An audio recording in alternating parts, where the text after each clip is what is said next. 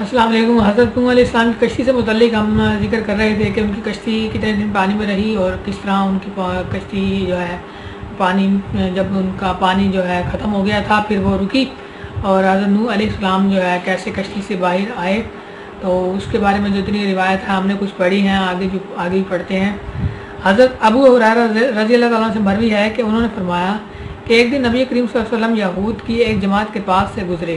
اور انہوں نے 10 محرم کا روزہ رکھا ہوا تھا۔ آپ نے دریافت فرمایا کہ کیسا روزہ ہے؟ یہودیوں نے جواب دیا کہ وہ دن ہے جس میں اللہ تعالیٰ نے موسیٰ علیہ السلام اور بنی اسرائیل کو دریا سے نجات دی اور فرعون کو غرق کیا، اور یہی وہ دن ہے کہ جس میں نوح علیہ السلام کی کشتی جودی پہاڑ پر ٹھہری، اور اس لیے حضرت نوح علیہ السلام اور حضرت موسیٰ علیہ السلام نے شکرانے کے طور پر روزہ رکھا۔ تو نبی پاک صلی اللہ علیہ وسلم نے فرمایا کہ تم سے موسیٰ کا زیادہ قریبی ہوں اور اس دن کے روزے کا زیادہ حقدار ہوں۔ اور آپ نے اپنے ساتھیوں کو کہا کہ جس شخص نے بغیر کھائے پیے صبح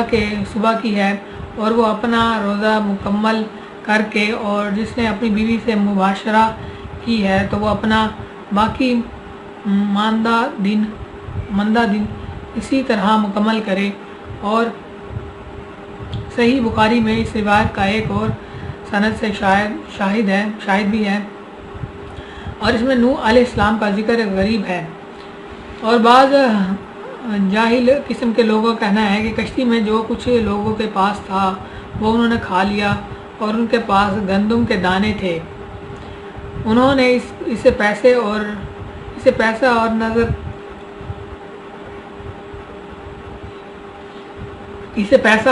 تیز کرنے کے لیے اسمد سرما لگایا، کیونکہ کشتی اور اندھیرا ہونے کی وجہ سے ان کی نظر کمزور ہو چکی تھی، اور